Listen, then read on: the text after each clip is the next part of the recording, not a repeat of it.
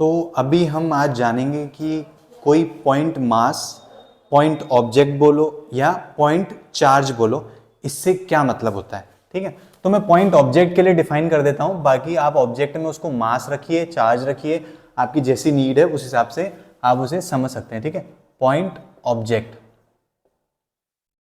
तो किन्हीं दो ऑब्जेक्ट्स को, ठीक है, किन्हीं दो ऑब्जेक्ट्स को या दो से ज्यादा ऑब्जेक्ट्स को पॉइंट ऑब्जेक्ट्स तभी बोलेंगे जब उनके बीच का जो सेपरेशन है ना, उनके बीच का जो सेपरेशन है वो उनके साइज से बहुत ज्यादा बड़ा हो।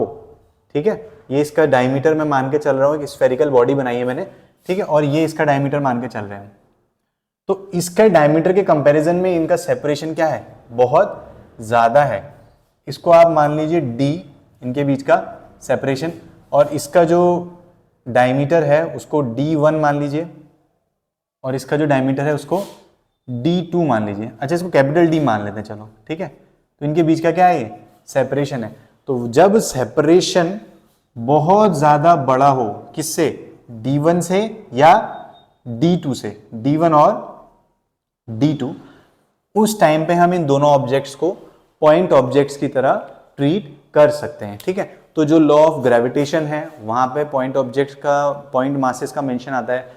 जो इलेक्ट्रोस्टैटिक फोर्स है वहां पे भी पॉइंट चार्जेस का मेंशन हम करते हैं। तो वहां पे बार बार इसी चीज को क्या बोलेंगे, एम्फेसाइज किया जाता है कि पॉइंट मास, पॉइंट चार्ज।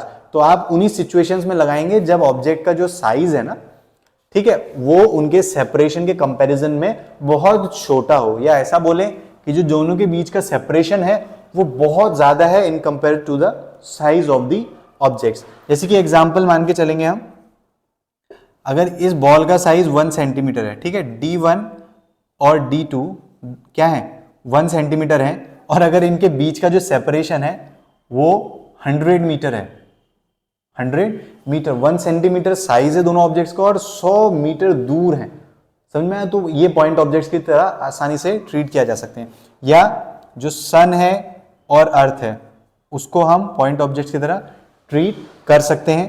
अच्छा, अर्थ और मून को भी हम पॉइंट ऑब्जेक्ट्स की तरह ट्रीट कर सकते हैं, ध्यान रखना। ठीक है, आप देखेंगे अगर ये नासा की एक फोटो है जिसमें एक्चुअली अर्थ और मून को कैप्चर करा गया है लॉन्गेस्ट डिस्टेंस पे। ठीक है, जब अर्थ और मून का डिस्टेंस क्या है, लॉन्गेस्ट होता है, तो आपको देख के ही लगेगा कि जो मून है ऐसे छोटा सा, अर्थ ऐसी दिखेगी और मून आपको ऐसे छोटा सा दिखेगा। ठीक है, तो यहां पे भी हम क्या कर लेंगे, पॉइंट ऑब्जेक्ट्स की तरह या पॉइंट मासेस की तरह ट्रीट कर लेंगे। समझ में आया, ये बहुत इंपॉर्टेंट कॉन्सेप्ट है, क्लास 11th में भी सिर दर्द करता है बच्चों का, फिर क्लास 12th में भी करता है, तो अभी समझ जाना। ठीक है, तभी आप लॉ ऑफ ग्रेविटेशन और जो फोर्स ऑफ इलेक्ट्रोस्टैटिक अट्रैक्शन है तभी आप इसको लगा पाएंगे जब ऑब्जेक्ट्स क्या है, objects under consideration point masses हो। ठीक है ना, ओके। तो आप इसको ऑब्जेक्ट मानिए, पॉइंट मास मानिए या पॉइंट चार्ज मानिए, अपनी नीड के हिसाब से हम उस तरीके से रेफरेंस बैठा सकते हैं। समझ में आ गई बात, ओके, चलिए।